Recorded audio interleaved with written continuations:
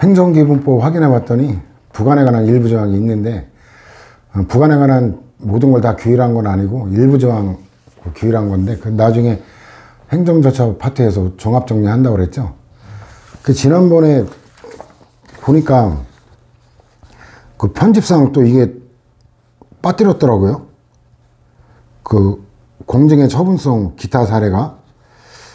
그래가지고 빠진 게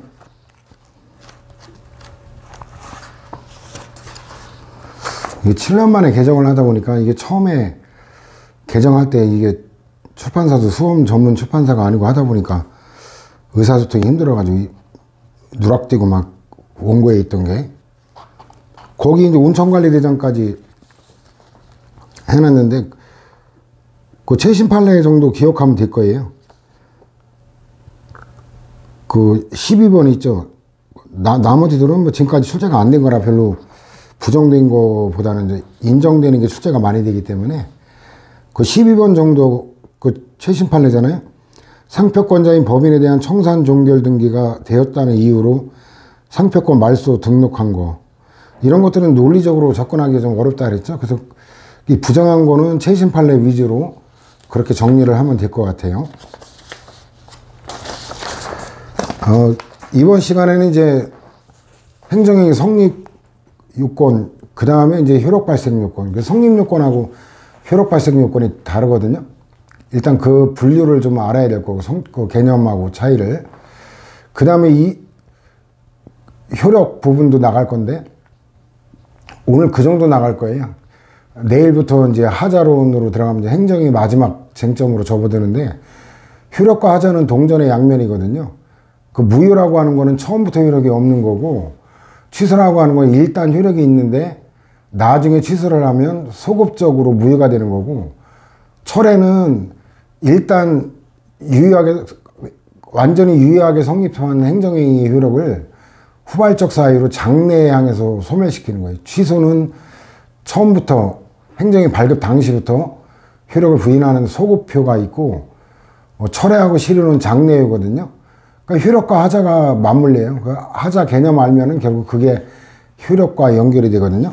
그래서 일단은 성립요건, 적법요건 먼저 보면은 일단 법규명령에서 이런 거 많이 봤죠. 주체, 내용, 절차, 형식.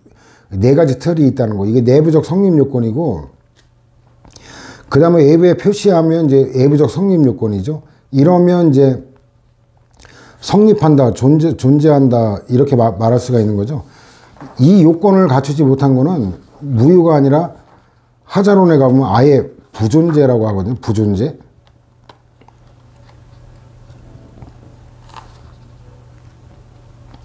이게 186에 있죠.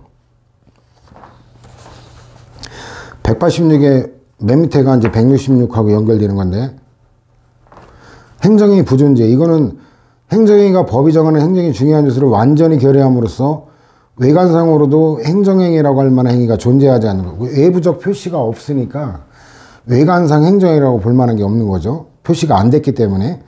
행정행위로서 성립조차 못한 경우, 처음부터 효력이 없는 거, 이 부존재가 되는 거예요.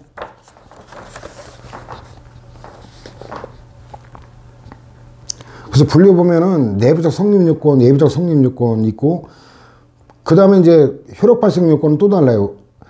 왜냐면 표시를 했을 때 통상 이제 우편 송달 같은 경우는 그 송달하는데 기간이 걸리잖아요. 그죠? 발송한 시점부터 도달할 때까지 시간 차이가 있죠. 그래가지고 도달을 해야 이제 효력 발생이 되는 거예요. 그 다음에 이제 지역적인 판례인데, 그 국토계획법상 도시계획시설사업 시행자 지정처분이 고시의 방법으로만 성립하거나 효력이 생기는 건 아니다라는 거. 그래서 일단 여기 처분에 관한 논점이 나오죠. 국토계획법상 도시계획시설사업에서 사업자 지정은 특정인에게 도시계획 시설사업을 시행할 수 있는 권한을 부여하는 처분이다. 이것도 명확하게 뭐 특허라고 밝히진 않았지만 특정인에 대한 게 특허죠. 그죠? 특정인. 그 권한을 부여한다. 설권행위. 그 특허라는 표지예요. 보면은. 근데 이러한 내용의 고시는 사업시행자 지정처분을 전제로 불특정 다수인에게 알리는 거다. 그러니까 오해하면 안 돼요. 사업시행자 지정은 특정인에게 하는 거고 고시는 일반인에게 알리는 거예요. 불특정 다수인. 사업시행자 지정과 고시는 명확하게 구별되는 거죠. 따라서 사업시행자 지정 처분이 고시의 방법으로 행해질 수 있긴 하지만 그렇다고 할 수 있다는 거지 그 처분이 반드시 고시의 방법으로만 성립하거나 효력이 생긴다고 볼 수 없다. 왜냐하면 사업시행자 지정은 특정인에게 하는 거기 때문에 굳이 일반인에게 고시라는 형식으로 알려줄 필요까지는 없다라는 얘기예요. 그래서 별로 뭐 외울 필요는 없어요. 해석이 되죠. 그 사업시행자 지정이 특정인에게 대상으로 한다라는 거 알면은 고시는 불특정 다수인인 일반인에게 알려주는 방식이거든요. 그럼 특정인을 상대로 하는 처분을 일반인에게 반드시 고시로 알려줘야 될 의무나 필요는 없다라고 하면은 해석이 되죠. 그 다음에 두 번째 보면은 이것도 뭐 외울 게 아니에요. 과세관청이 납세의무자의 기한 후 신고에 대한 내부적 결정을 납세의무자에게 공식적인 방법으로 통지하지 않았다. 통지하지 않으면 성립이 안 되는 거죠. 외부적 성립 요건이 안 되는 거니까. 그래서 이 판례도 마찬가지. 아까 학설에서 봤듯이 주체 내용 절차 형식이라는 내부적 성립 요건, 그 다음에 예배에 대한 표시라는 외부적 성립 요건을 갖추면 존재하는 거예요. 그 다음에 그게 도달하면 이제 효력 발생이 되는 거고, 행정처분의 외부적 성립은 행정의사가 외부에 표시되어 행정청이 자유롭게 취소 처리할 수 없는 구속을 받게 되는 시점. 이거 민법의 논리를 그대로 따른 거거든요.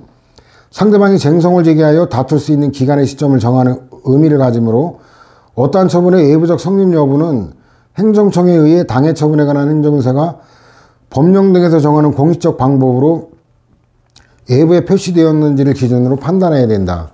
그래서 법령에서 표시 형식을 정하면 그에 따라야 돼요. 그 법령에 그 정한 요건을 따르지 않으면 그 하자가 되는 거거든요. 자, 내부적 성립 요건, 이거 주체 내용 절차 형식, 이거 간단하죠?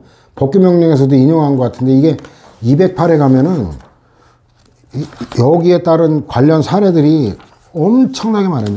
몇십 페이지 걸쳐서 막 엄청나게 많죠? 걱정할 건 없어요. 적법이거나 무효인 거, 이 소수를 정확하게 외워두면 나머지 위법한 게 대부분이기 때문에, 취소사유가 대부분이기 때문에 취소사유는 안 외워도 되거든요. 그 다음에 그것도 유형화되어 있는 것도 많고 그래서 양은 많지만 이렇게 걱정할 건 없어요.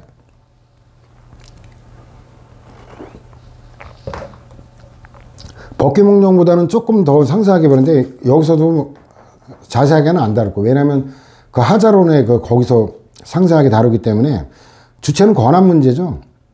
일단 정당한 권한을 가진 자여야지 권한 없는 자의 행위는 무권한은 무효다라는 거로 연결이 될 거고, 그래서 요거 208하고 연계해서 보면은 이거 이해가 쉬워요. 그래서 여기서 생으로 외우려고 할 거 없어요. 그 다음에 권한 내의 사항에 관해야 되는 건데, 사항적, 이건 업무나 사무에 관한 걸 사항이라 그래요. 지역적, 대인적, 형식적 권한. 뭐 대통령은 형식은 대통령만이 갖고 있죠. 발령권이. 그런 걸 형식적 권한이라 그러죠. 그 불형 형식은 각부 장관만이 갖고 있고, 그죠? 그 다음에 정상적 의사에 기하해야 되고, 내용은 적법 가능 명확 이런 게 하나의 틀이죠. 절차, 뭐 신청 동의나 공고 통지, 참여, 청문 뭐 이런 거. 이 절차에 관한 거는 더 상세한 게 이제 행정절차법에서 또 상세하게 다루게 될 거예요. 형식은 문서주의를 얘기하는 거죠. 자, 외부적 성립 요건은 표시라 그랬죠. 그래서 의사결정, 내부적인 의사결정만 있거나 내부적으로 도면을 작성한 거, 요것만 갖고는 성립이 안 된다라는 거죠. 그래서 어쨌든 아까 판례도 봤지만 그 취소 변경할 수 없는 구속을 받는다. 그 저 판례를 요 외부적 성립 요건 밑에다 놓는 게 낫겠다. 그래야 오히려 더 연결이 쉽겠는데. 자, 그 다음에 이제 표시가 됐는데 표시하고 도달 간에 이제 시차가 생기죠. 효력 발생 요건. 이건 말 그대로 행정위가 효력을 발생하게 요구되는 건데, 보충 자료로 간단하게 기본적인 걸 한번 정리를 하고 교과서로 돌아올까요? 일단 그 송달 방법이 우편 송달이 원칙인데, 만나서 전달하는 걸 교부 송달이라 그러고, 정보통신망을 이용한 송달도 있고, 그 다음에 공시송달이라고 하는 건 원칙적으로 이제 불특정 다수를 대상으로 하는데 예외가 있죠. 특정인에 대한. 그 우편송달은 일단 시간적으로 일단 우편물을 발송할 거 아니에요. 그러면 도달하죠. 도달한 다음에 이제 그 내용을 보아서 내용을 아는 걸 요지라 그래요. 마칠 요자, 알지자. 아는 걸 마쳤다라는 건데, 이 발송 시에 효력 발생하는 입법주의를 발신주의라 그래요. 근데 이거는 그 국민에게 굉장히 불리한 거죠. 왜냐면 국민이 내용을 알지도 못하는데 효력 발생하면 이거는 국민에게는 불이익으로 돌아가는 거죠. 예를 들어 그 세금 내라고 납세고지서가 발부됐는데 나는 받아보지도 못했거든요. 받아보지도 못했는데 발송한 거는 사실인데 나는 받아보지도 못했는데 세금 안 냈다고 가산금 이자까지 물어야 되면 굉장히 억울하잖아요. 그죠? 그렇기 때문에 이건 행정 편의에만 고려한 거기 때문에 그 특별한 규정이 있을 때 예외적으로만 인정이 돼요. 그 다음에 요지주의는 행정을 해나갈 수가 없죠. 왜냐면 상대방의 우편물의 내용을 안 때 효력 발생하는 입법주의인데 안 뜯어보면 이거는 알지 못하니까 이거 행정을 할 수가 없죠. 그래서 행정시품법 같은 경우도 그 예외적인 게 있죠. 제출된 전자문서는 전자정보처리조직에서 제공하는 접수번호를 확인했을 때 그 접수된 거로 본다. 그래서 이것도 엄밀하게 그 요지는 아니고 관련해서 여기 다룬 건데, 왜냐하면 내용을 확인한 건 아니거든요. 접수번호를 확인했을 때 요런 게 이제 요지주의는 아닌데 내용까지 한 건 아니니까 어쨌든 안 때, 확인한 때 요런 게 이례적이라 같이 정리한 거예요. 그 다음에 이제 완전한 요지주의가 나오죠. 서류의 송달은 등재된 전자문서를 확인한 때 전자정보 처리 조직에 기록된 내용으로 도달한 거로 본다 이러면 의제 규정이거든요. 추정 규정하고 달라요. 추정한다라는 거하고. 그거는 이제 효력 발생해서 다루기를 할 건데. 그래서 이제 이 조화점이 도달주의예요. 도달하면은 언제든지 뜯어보면 내용을 알 수 있는 상태인데, 안 뜯어보면 어때요? 안 뜯어봤더라도 알 수 있었는데 안 뜯어본 거니까 책임을 물을 수가 있죠. 그래도 억울하지 않죠. 네가 우편물 너한테 도착한 거 뜯어보면 될 건데 안 뜯어봐서 몰랐으니까 책임을 물어도 억울할 게 없죠. 그래서 통상 이제 우편송달은 도달했던 걸 증명하는 문제가 생기잖아요. 그 등기 우편이나 내용 증명 우편을 이용하는데 조금 이따 보겠지만 그 등기 우편 같은 건 도달이 추정돼요. 근데 통상 우편 같은 경우는 도달이 추정이 안 되거든요. 교부송달은 직접 만나서 전달하는 건데 이거는 수령 확인서를 받고, 이것도 증명 문제 때문에 그렇죠. 나 받은 사실이 없다 이런 곤란하니까 수령 확인서 그 증명 문제 때문에 받고 문서로 교부하는 건데, 이건 상대방이 동의가 있어야 가능해요. 그 동의가 있어야 시간과 장소를 정할 수 있잖아요. 그리고 바쁜데 뭐 만나서 전달해 주겠다, 기다려라, 이렇게 되면 국민에게 불편을 줄 수가 있죠. 그 다음에 정보통신망을 이용한 송달은 전자우편 주소로 하는 거죠. 그 이메일이라고 하는 거. 이것도 동의가 있어야죠. 동의가 있어야. 공시송달은 이거 사기치는 건데,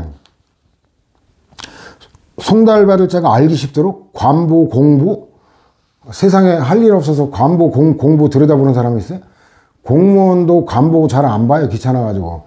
그런데 국민이 관보, 공보. 그 다음 게시판은 그 관공서 게시판에 가서 봐야 되는 거예요. 뭐 할 일 없어가지고 뭐 법원이고 세무서고 경찰서고 동사무소, 구청, 서울시청 이런데 나에 관한 뭐가 게시되어 있을까 매일같이 둘러보는 정신 나간 사람이 있어요? 일간신문에 누가 광고까지 봐요? 정신 나간 놈이 아니고서는. 그죠? 하나 이상의 공고하고, 그 다음에 이거 어쨌든 알기 쉽도록은 괜한 말이고, 이거는 알기 쉽도록이 아니야. 몰라도 관계없도록이에요. 실제 얘기하면. 그 다음에 이거 중에는 하나 이상이에요. 근데 인터넷에도 공고해야 되니까 뭐냐면 인터넷 공고는 필수고 플러스 알파라는 거예요. 그러니까 이런 걸 어떻게 뒤틀어내느냐. 뭐 게시판, 일간신문, 인터넷 중 하나 이상 이러면 틀린 거예요. 인터넷은 필수기 때문에 인터넷 공고까지 포함해서 하나 이상이 아니라 앞에 거 중 하나 이상, 더하기 인터넷 공고. 적어도 2개 이상 해야 된다는 얘기죠. 그러니까 이런 것들이 객관식은 이런 쪼잔한 자잘한 걸 뒤트는 게 이제 객관식 출제 기법이에요. 그리고 법률에 이렇게 규정된 거는 애우지 않으면 대처가 안 되죠. 고시나 공고에 의한 송달의 경우 특별한 규정이 있는 걸 제외하고는 14일, 이 숫자 외워야 됩니다. 14일이 경과한 때 효력 발생하는데 다만 긴급히 시행해야 될 특별한 사유가 있어 효력 발생 시기를 달리 정하여 공고한 때는 그에 의한다라는 거고. 이거는 이제 아까 얘기했지만 저런 거는 특정인이 아니라 대한민국 국민, 불특정 다수인에게 하는 게 원칙이에요. 왜냐면 전 국민에게 우편 답변하려면 돈이 천문학적인 돈이 들어가죠. 그 다음에 가까운 데는 먼저 불이익 받고, 저 먼 데는 늦게 도달하면은 늦게 불이익 받는 이런 불공평한 문제가 생기기 때문에 획일적으로 효력 발생하기 위해서 이제 그 공시송달로 하는 거거든요. 근데 특정인에 대한 예외인데 송달받을 자의 주소 등을 통상적인 방법으로 확인할 수 없는 게, 이거 어쩔 수 없잖아요. 주소를 통상적으로 확인할 수 없으면. 그 다음 어찌된 영문이든 송달이 불가능한 경우는 어쩔 수 없이 공시송달을 할 수밖에 없다라는 거죠.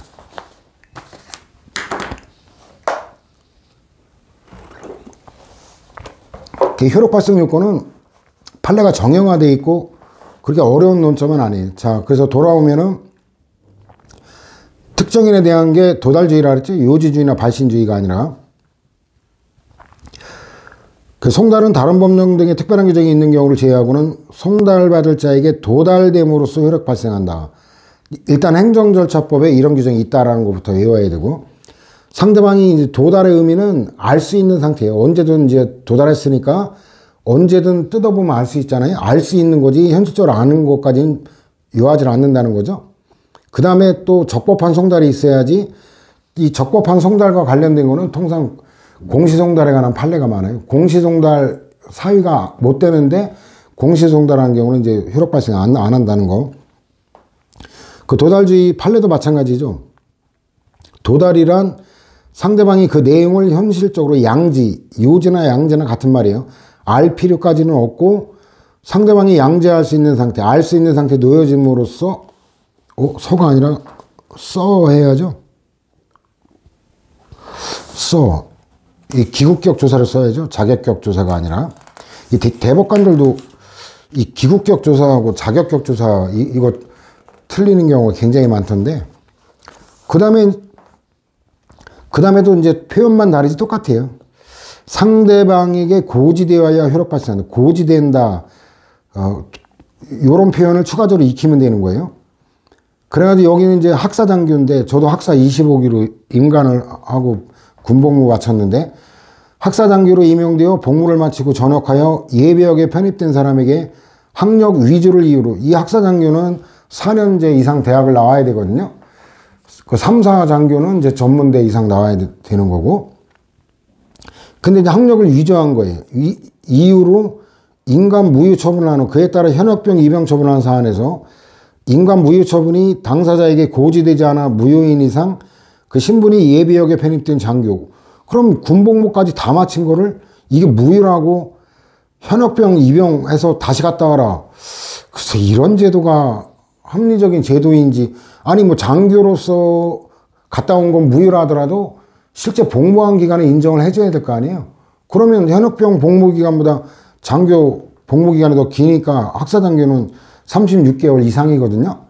저 같은 경우도 39개월 복무한 게, 이 거지 같은 게 병역법에는 36개월의 범위 내에서 국방부 장관이 정하도록 했는데 훈련기간을 별도라고 하는 거예요. 그래가지고 훈련기간이 별도라고 하니까 저 때는 그래도 다행히 3개월에서 3개월 더 한 건데, 제 몇 해 전까지는 훈련기간이 5개월이었어요. 꼭 5개월을 더 한 거예요. 그래서 제가 소송 제기하려고 했거든요. 아, 이 말이 안 된다. 훈련기간이 무슨 내가 자원봉사한 거예요. 뭐 자선사업을 한 거예요. 당연히 그것까지 군복무기간에 포함되어 맞는 거 아니에요? 그래가지고 이 기무부대에 이 정보가 들어가는 바람에 연대장님한테 불려가가지고 상당히 참 애로사항이 많다고, 요하나 좀 자제하면 안 되겠냐? 나중에 육군 참모총장까지 되신 분인데, 김상기 대령이라고. 그리고 또 참 비겁하긴 했지만 저도 이제 전역하면 다른 동기들이야 뭐 다른 부처니까 상관없는데 저는 국방부에 복직을 해야 되는데 그 소속 상관을 상대로 소송 진행 중인 이 재판이라는 게 뭐 하루 이틀 만에 끝나는 게 아니잖아요. 까딱하다면 내가 복직할 때 국방부 장관을 필요로 한 소송이 진행 중인 채 복직을 하게 되면 참 이거 곤란한 지경에 처할 수도 있고 그래서 결국 그냥 참고 말았는데 그래가지고 어쨌든 학사장교 적어도 36개월 이상인데 현역병 입영 처분을 한다는 거는 이건 말이 안 되는 건데 어쨌든 현역병 입영 대상자가 아니기 때문에 이게 무효이기 때문에 현역병 입영 처분은 위법이다라는 결론. 그래서 여기 다행히 구제는 됐는데 그 다음에 고지되어 효력 발생 똑같죠. 상대방이 고지되지 않았지만은 다른 경로를 통해 행정처분의 내용을 알게 된, 뭐 사실상 알게 된 거 아니냐? 그런다고 효력이 발생하는 건 아니라는 거예요. 어찌됐든 뭐 내가 안 알려줬는데 용케 알았으면 됐지 뭘, 이 적반하장이죠. 이런 거는 안 된다는 거예요. 우연하게 알게 된 거 갖고는 이거는 효력 발생 여전히 안 된다는 거. 어쨌든 고지를 해야 된다는 거고. 그 다음에도 또 도달의 의미에 가는 건데, 아까는 이제 양지라고 해가지고 이제 고리타분한 한자를 썼는데, 요즘은 이제 판례도 언어를 순화시켜서 한자를 좀 지양하고 안 쓰려고 하는 노력이 보이거든요. 그래서 현실적으로 양지가 아니라 알았을 필요까지는 없고, 이렇게 이제 쉬운 용어를 쓰죠. 처분 상대방이 알 수 있는 상태의 노임으로서 충분하다. 이거 똑같은 말인데 한자어를 이렇게 한 거고, 그 뒤에가 이제 음미할 게 있어요. 처분서가 처분 상대방의 주민등록상 주소지, 이 주민등록이 공법상 주소지라고 그랬죠. 주소지로 송달되어 처분 상대방의 사무원 등 또는 그 밖의 우편물 수령 권한을 위임받은 사람이 수령하면 처분 상대방이 알 수 있는 상태가 되었다. 요거 음미할 거예요. 왜냐면 본인에게만 직접 전달돼야 된다? 이거는 아니거든요. 사무원이나 수임인, 이것도 된다. 도달의 효력 발생이니까 반대로 해석하면 도달하기 전에는 효력을 발생하지 않는다. 그러니까 이제 공무원에 대한 해임행위인데 그 의사표시가 도달되기까지는 공무원은 그 권한에 속한 직무를 수행할 수 있다. 이렇게 되면 어떤 차이가 있어요? 그 도달할 때까지 시간이 차이가 있겠죠? 그럼 그 동안에 봉급을 다만 뭐 얼마라도 더 받을 수가 있는 거예요. 그 해임 효과가 발생하기까지. 그 다음 송달이 부적법하면, 이 적법한 요건을 못 갖추면 송달이 없어도 효력을 발생하지 않지만 송달을 했는데 적법한 요건을 못 갖춰도 효력 발생하지 않는다라는 거고, 이런 게 공시송달에 많이 있다 그랬죠.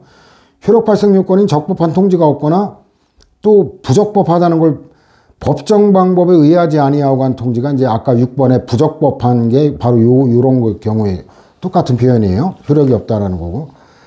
그 다음에 그 본인에게 직접 전달하지 않아도 그 동거 중인 가족, 친족, 동거 중인 친족이나 그 다음에 직원, 수임인, 대리인 이런 경우도 인정한다 그랬죠. 그거의 연장이에요.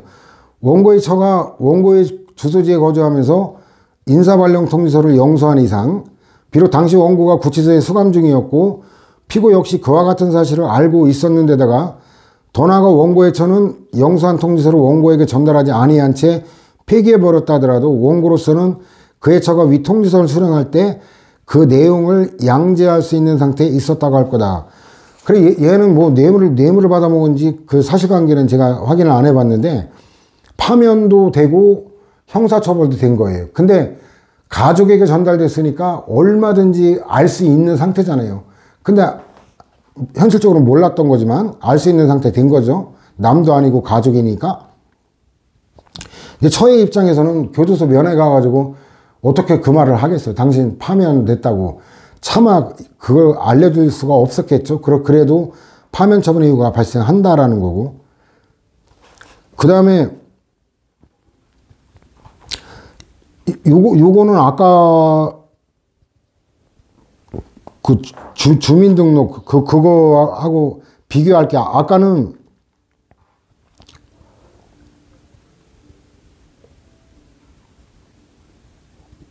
뭐라?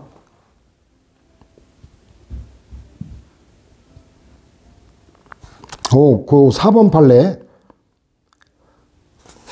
그 수령권이 있는 사람이 이런 요 사례하고 요거는 뭐냐면 달라요. 이게 뭐냐면 핵심이 뭐냐면 납세 의무자가 거주하지 아니하는 주민등록상 주소지. 그러니까 이런 경우 가끔 있죠. 그 편의상 원래 그 30일 이상 거주지를 실질적으로 옮기면 주민등록법상 어때 전입신고를 해야 되거든요. 근데 이제 불가피한 사정으로 그냥 주민등록상 주소지와 실제 거주하는 주소지가 다른 경우가 있죠. 그래서 여기는 납세 의무자가 거주하지 아니하는 주민등록상 주소지예요. 확연히 차이가 나죠, 그죠? 여기로 납세고지서를 등기우편, 비록 등기우편으로 일반 우편도 아니고 등기우편으로 발송한 후 반송된 사실이 없다. 그런 거 갖고 송달된 거로 볼 수 없다. 이건 안 보면 되게 헷갈리는 판례예요.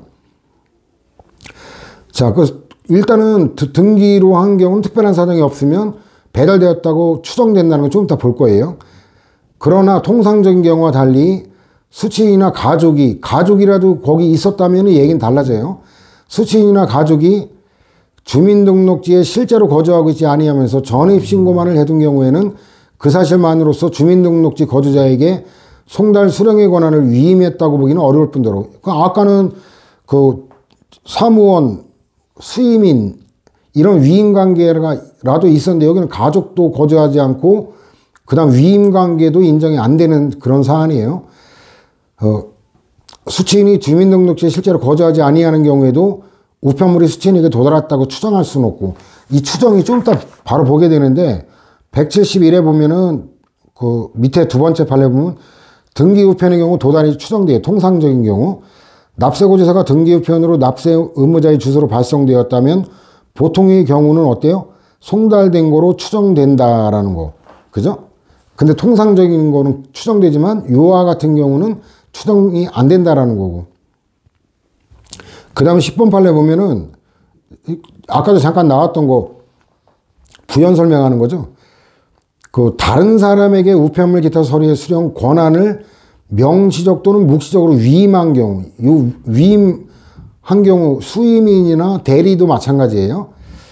그래 과세처분의 상대방인 납세의무자 등 서류의 송달을 받을 자가 다른 사람에게 우편물 기타 서류의 수령 권한을 명시적 또는 묵시적으로 위임한 경우에는 수임자가 해당 서류를 수령함으로써 송달을 받을 자 본인에게 해당 서류가 적법하게 송달된 거로 보아야 하고, 그 다음에 수령 권한을 위임받은 자는 반드시 위임인의 종업원이거나 동거인일 필요가 없다. 요거의 포섭이 11번이에요.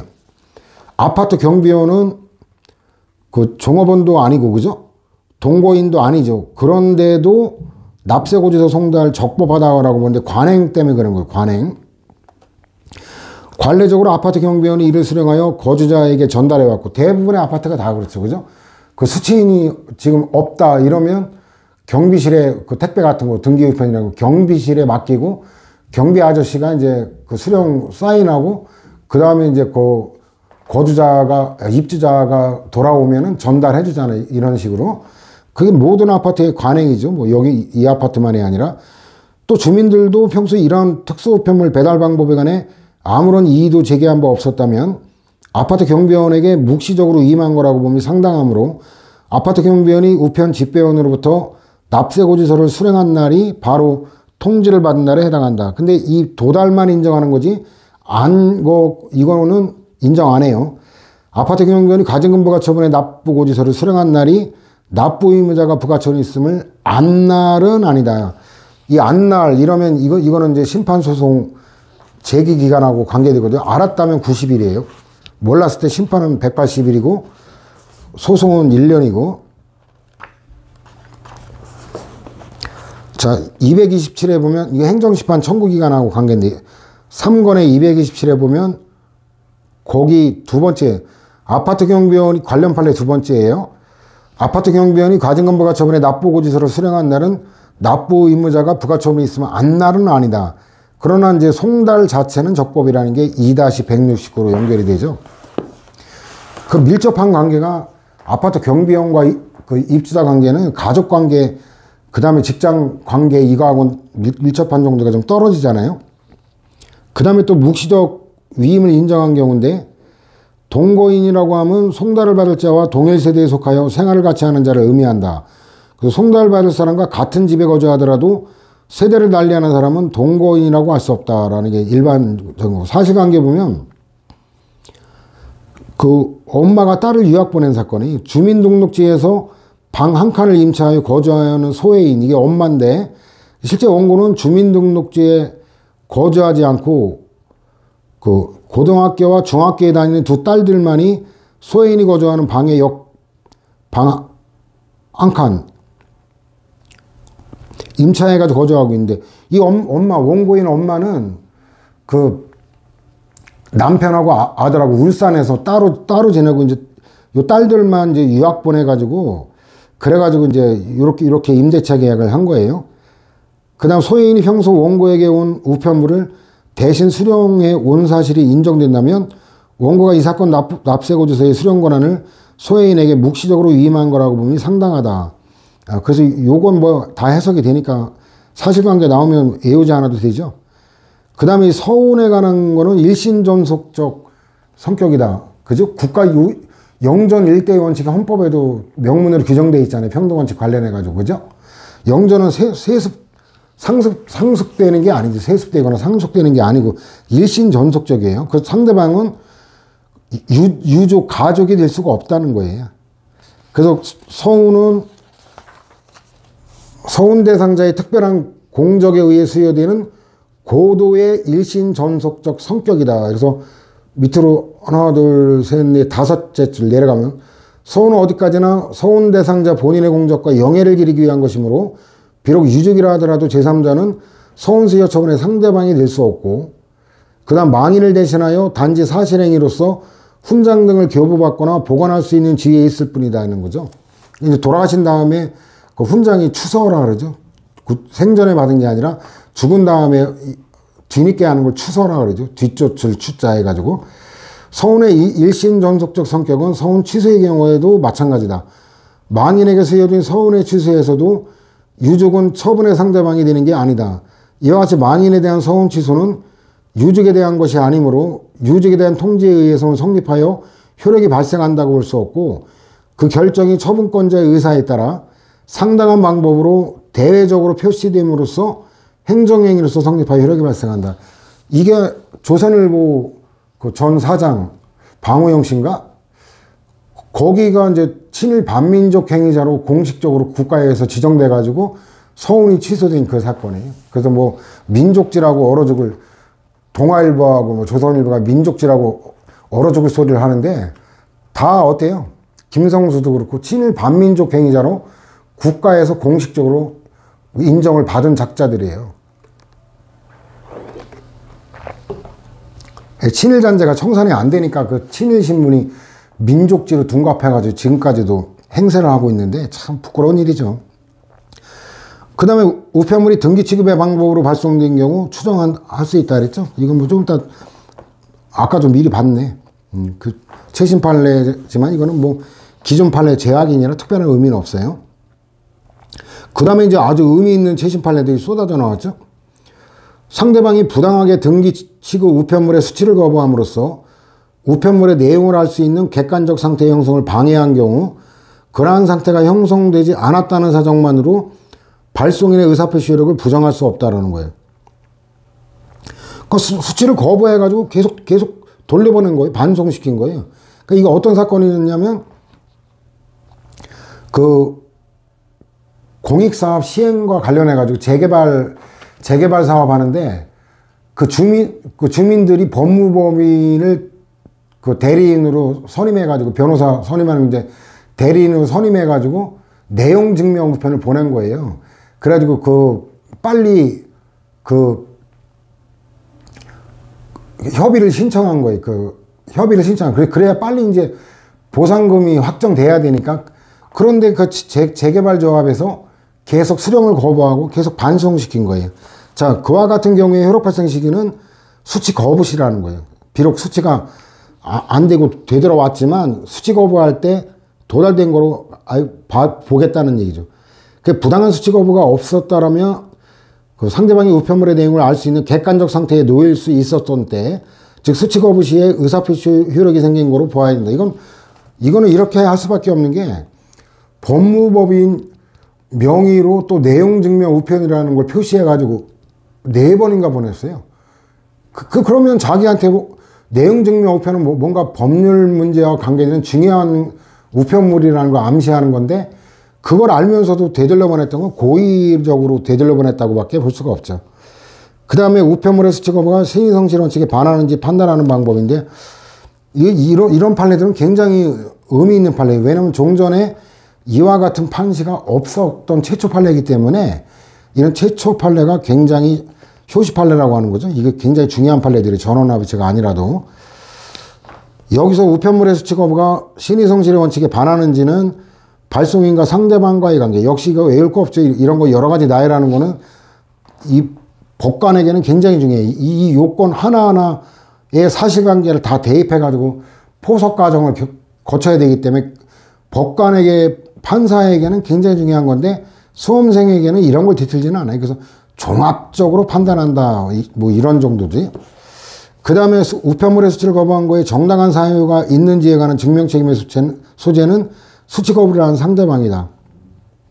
왜냐면 그래야 이 증명책임, 입증책임, 이것도 이제 일반인들이 알아듣기 쉬운 증명책임으로 이제 말을 바꿔서 사용하는데 바람직한 현상이죠. 이 증명책임은 각자에게 유리한 요건 각자가 입증한다. 그래서 법률 요건 분류설이라 그랬죠. 각자에게 유리한 법률 요건 각자에게 분배가 된다. 그래서 법률 요건에 따라 분배가 된다. 그래서 법률 요건 분류설, 분배설 이렇게 말하는 거거든요. 그러면 이게 수치 거부가 정당한 사유가 있다. 이게 인정되면 어때요? 도달이 안 된 거로 취급이 돼요. 도달이 안 된 거로 취급하면 누구한테 유리해요? 거부한 사람에게 유리하게 되죠. 그래서 이건 누구한테 유리한지를 따져보면은 증명 책임은 뭐 어렵지는 않아요. 특칙인데, 원래 공시송달인데, 특칙에 괄호 열고 공시송달이라고 써줄 걸 그랬구나. 특정인의 공시송달은 이건 특칙이거든요.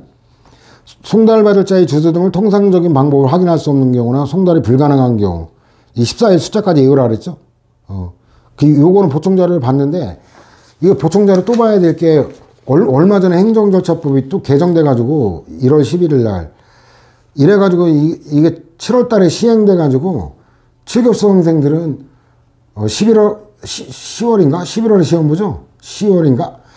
알아둬야 돼요, 지랄하고. 이게 9급 수험생 봄에 보는 건 상관없는데, 거기 두 번째 단락이 이게 행정절차법, 이게 개정돼가지고 이제 공고를 할 때 민감정보, 고유식별정보, 이게 이제 개인정보보호법에 그 규정된 그 용어들인데, 이와 같은 걸 송달받을 자의 개인정보를 개인정보보호법에 따라 보호해야 될 의무가 신설이 됐어요. 그 다음에 또 하나가 행정청은 송달하는 문서의 명칭, 송달받는 자의 성명 또는 명칭, 발송 방법 및 발송 연월일을 확인할 수 있는 기록을 증명 문제 때문에 보존해야 된다. 이 의무가 추가가 됐다라는 거. 7급 수험생은 외워놔야죠. 그 밑에는 기존에 있던 거예요.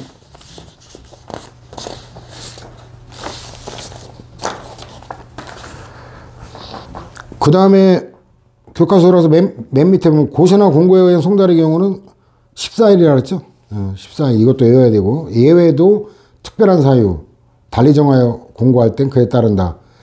피고인이 운전면허 대장 기재 주소지에 거주하지 아니하면서도 주민등록은 같은 주소지로 되어 있는 경우 피고인에 대한 통지에 가름하여는 대신해서 이런 의미죠.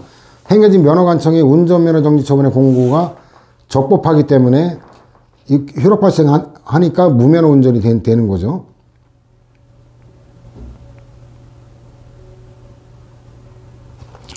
그 다음에 이제 이런 것들이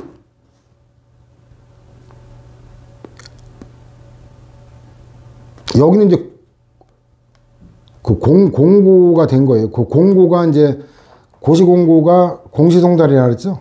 공시송달의 요건을 갖췄기 때문에 이거는 효력 발생했다는 거예요. 아까 우편송달 그 9번 판례 있죠. 등기우편으로 발송한 거하고는 또 사실관계가 달라요. 이거는 공고를 해가지고 이 공고 요건, 공시송달 요건을 갖췄기 때문에 그런 거죠. 여기는 주민등록지에 거주하지 않았다는 거예요. 그것까지는 똑같은데 아까는 등기우편을 보낸 거, 여기는 공시송달 요건이 충족됐기 때문에 적법이라는 거기 때문에 이건 사실관계 또 아까 9번하고 또 다른 거예요. 그래서 이게 판례는 늘 얘기하지만 사실관계 차이를 정확히 알아야 된다 그랬죠. 정보통신망을 이용한 거, 이거는 송달받을 자가 지정한 컴퓨터 등에 입력된 때예요. 입력된 때 도달. 송달 방법은 이제 우편, 교부, 정보통신망 이용, 그죠? 그 다음에 이제 그에 대응하는 게 이제 주소, 거소, 영업소, 사무소, 전자우편 주소고, 송달받을 자가 동의하면 만나는 장소에 송달하는, 이게 교부 송달이라고 했죠. 우편 송달이 원칙인데 증명 문제 때문에 등기 우편에 의한다라는 거고, 보통 우편의 경우는 도달이 추정이 안 된다 그랬죠. 내용 증명 우편이나 등기 우편과는 달리 보통 우편의 방법으로 발송되었다는 사실만으로는 우편물이 상당 기간 내에 도달했다고 추정할 수가 없다. 그럼 효력 발생을 주장하는 측에서 증명해야 된다는데, 옛날에 입증이라 그러는데 증명이에요. 등기 우편의 경우는 도달이 추정된다 그랬죠. 이건 이미 봤고. 근데 추정이지, 추정은 반증, 반대 증거를 반증해요. 번복이 가능한데 간주, 이거는 어떻게 번복이 안 돼요. 재판을 통해서만 번복할 수 있죠. 그래서 추정되는 거지, 간주 이러면 틀리다는 거 용어 알아둬야 돼, 차이를. 그 다음에 세 번째 판례 보면 납세고지서의 교부송달 및 우편송달에 있어서는 반드시 납세의무자 또는 그와 일정한 관계에 있는 사람의 현실적인 수령행위를 전제로 하가 있어야 된다. 그 일정한 관계에 있는 사람이 아까 동거인, 처, 그 다음에 그 종업원, 수임인, 대리인 이런 경우죠. 그 다음에 납세자가 과세처분의 내용을 이미 알고 있는 경우에도 송달이 불필요하다고 할 수는 없다. 좀 전에 이거 봤죠? 이게 중복된 건가? 판례 번호가 똑같은 건가? 아까는 최신 판례구나. 내용은 똑같은 거네. 그 다음에 면허관청이 임의로 출석한 상대방의 편의를 위해 구두로 면허정지 사실을 알린 경우 면허정지 처분으로서의 효력이 없다. 이게 운전면허 취소 사건이었을 거예요. 이 경찰 공무원 시험에 행정법이 필수가 아니다 보니까 경찰 공무원 중에 행정법 제대로 알고 있는 경우가 드물죠. 그러다 보니까 저런 어이없는 실수를 한 건데, 그 일반 행정같이 행정법 제대로 배운 친구들 입장에 저런 실수를 하면 절대 안 되죠. 문서주의가, 실무에는 문서주의가 원칙이라는 거 반드시 명심을 해야 됩니다. 그 다음에 이제 그 가족에 해도 되는데, 전제가 사리를 분별할 지능이 있어야 되는데, 그 송달받은 사람의 동거인에게 가족만이 아니라 아까 그 울산에 사는 아줌마 그 딸 둘 유학 보낸 것 같이 꼭 가족관계가 아니라도 상관없어요. 동거인이 가족관계에 한정되지는 않아요. 동거인이 사리를 분별할 재능이 있는 이상 송달받은 사람이 그 서류 내용을 실제로 알지 못한 경우에도 송달의 효력은 있다. 근데 이제 사리를 분별할 지능이 있다고 하려면 사법제도 일반이나 소송행위 효력까지 이해할 수 있는 능력이 있어야 한다고 할 수는 없을 거지만, 이러면 뭐 법률 전문가게요? 그렇게까지 요구할 수는 없죠. 그러나 적어도 송달의 취지를 이해하고 그가 영수한 서류를 송달받은 사람에게 교부하는 것을 기대할 수 있는 정도의 능력은 있어야 된다. 그래서 뒤틀어 내봐야 뻔히 눈치챌 수 있죠. 저 정도의 그 뭐 소송행위의 효력까지 알고 있는 국민이 얼마나 되겠어요? 그 뒤틀어 봐야 금방 눈치챌 수 있죠. 그 다음에 여기는 이제 부정된 사례인데, 포석 가정인데, 그 첫 번째 줄 보면 만 8세 1개월 남짓의 여자 어린이. 그럼 고작해야 초등학교 2학년 내지 3학년 그 정도죠. 근데 이런 경우에는 우편집배원이 갑에게 송달하는 서류의 중요성을 주지시키고 원고에게 이를 교부할 걸 당부하는 등 필요한 조치를 취했다는 특별한 사정이 없는 한 그 정도 연령의 어린이 대부분이 이를 송달받은 사람에게 교부할 거로 기대할 수는 없다라는 거예요. 그래서 이거는 굉장히 중요한 거니까, 아빠한테 굉장히 중요한 거니까 꼭 전달해야 된다, 이렇게 주의를 환기시키지 않으면 인정하지 않는다라는 거고. 교부 송달은 만나 주는 거라 그랬죠. 직접 만나 전달해 주는 건데, 교부에 의한 송달은 수령 확인서를 받고 문서를 교부함으로써 하며, 송달하는 장소에서 송달받을 자를 만나지 못한 경우에는 꼭 이것도 마찬가지예요. 우편 송달도 꼭 본인에게 전달해야 되는 거 아니듯이, 사무원, 피용자, 직장관계, 동거인으로서 사리를 분별할 지능이 있는 사람에게 문서를 교부할 수 있다. 다만 문서를 송달받을 자나 사무원 등이 정당한 사유 없이 송달받기를 거부하는 때, 이때는 그 사실을 수령 확인서에 적고 문서를 송달할 장소에 놓아둘 수 있다. 이것도 이제 수령을 거부하는 사례가 빗발치니까 행정을 해나갈 수가 없잖아요. 그래서 그 개정할 때 반영된 거예요. 한참 전이긴 하지만. 그 다음 정보통신망을 이용한 송달인데, 그 송달받을 자가 동의하는 경우에만 되지, 이 예외를 애우지 않으면 신속을 요하는 경우, 신속을 요하는 경우 언제 우편으로 하겠냐? 이메일로 그냥 바로 보내는 게 낫지. 그럴듯한데 아니라는 거예요. 그래서 제가 누누이 얘기하지만 이 법률은 논리 갖고 대응하다면 이런 함정에 빠지기 딱 좋아요. 그래서 이건 법률은 무조건 달달이 외우는 수밖에 없다. 대응 방법이.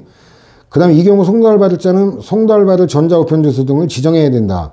행정청은 송달하는 문서의 명칭, 송달받는 자의 성명 또는 명칭, 발송 방법 및 발송 연월일을 확인할 수 있는 기록을 보존해야 된다는 거고.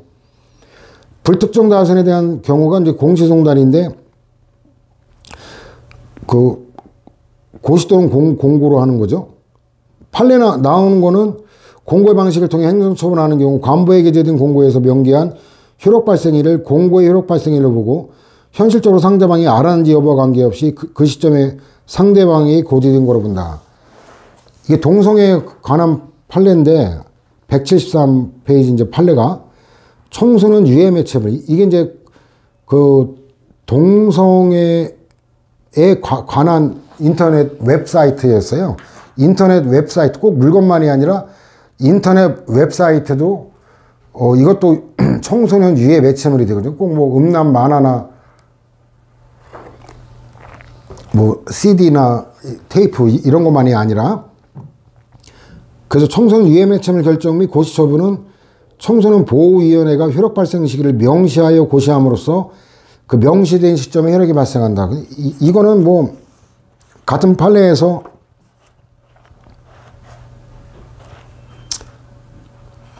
무효사유가 아니다라는 거 나중에 하자라는 또 보게 될 거예요. 자, 그래서 일단 그 처분이다라는 게 나오는데, 이 앞에 청소년 유해 매체물 결정 및 고시 처분은 당해 유해 매체물의 소유자 등 특정인만을 대상으로 한 처분이 아니라 일반 불특정 다수의 상대방으로 하여 일률적으로 그 19금 표시를 해야죠. 표시 의무, 또 포장 의무, 청소년에 대한 판매나 대여 등의 금지 의무 등 각종 의무를 발생시키는 행정처분인데, 특정한 유해 매체물을 지정하는 거니까 구체적이죠. 불특정 다수일 규율하니까 일반적이죠. 그래서 일반적, 구체적 규율, 이러면 일반 처분이죠. 정보통신윤리위원회가 특정 인터넷 웹사이트를 청소년 유해 매체물로 결정하고, 청소년 보호위원회가 효력 발생 시기를 명시하여 고시함으로써 그 명시된 시점에 효력이 발생했다. 그래서 여기는 웹사이트 운영자에게 통지를 안 해가지고, 웹사이트 운영자도 자기가 운영하는 웹사이트가 폐쇄됐다는 것을 모르고 있어서 다툰 건데 결국 졌죠. 그 다음에 주택법상의 사업계획 승인의 효력은 사업계획 승인권자의 고시가 있은 후 5일이 경과한 날부터 발생한다. 이거는 이제 특별법에 특별 규정이 있어가지고 그런 건데, 행정절차법에 14일이라는 거는 별도로 외우고, 판례 사안은 특별한 규정이 있는 경우이기 때문에 5일, 판례 물을 때 5일은 별도로 또 암기를 해줘야 돼요. 그 특별 규정 없으면 행정절차법에 따라 14일이 적용되는 거죠. 그 다음에 세 번째 판례는 송달할 장소가 여러 곳이어서 각각의 장소에 송달을 시도할 수 있었는데도 세무공무원이 그중 일부 장소에만 방문하여 수친이 부재 중인 것으로 확인된 경우, 이때는 납세고지서를 공시 송달할 수 있는 경우에 해당하지 않는다. 그러면 이건 도달이 인정이 안 되는 거죠. 기간 및 기한의 특례인데 천재지변이나 그 밖의 당사자 등에게 책임이 없는 사유로 기간 및 기한을 지킬 수 없는 경우, 이때는 그 사유가 끝나는 날까지 기간의 진행이 정지된다. 이거 제척기간의 정지 이런 거 봤죠?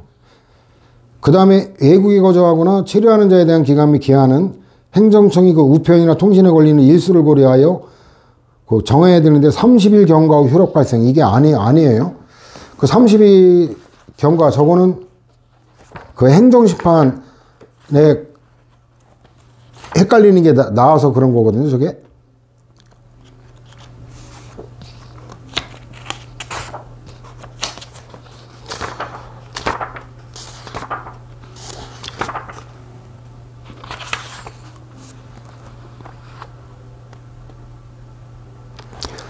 그게 어딨냐면 3-228. 그러니까 외우다가 실패하면 저런 거에 농락당하는 게,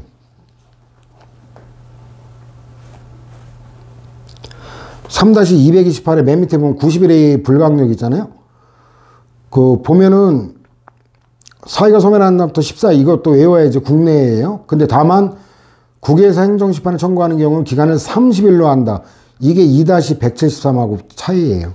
그 국외일 때 심판 청구 기간은 30일인데 그 절차법에는 어때요? 30일이 아니라 그 우편이나 통신에 걸리는 일수를 고려해서 정하도록 돼 있죠. 외우지 않으면 이게 당한단 말이죠. 시간상 잠깐 쉬었다가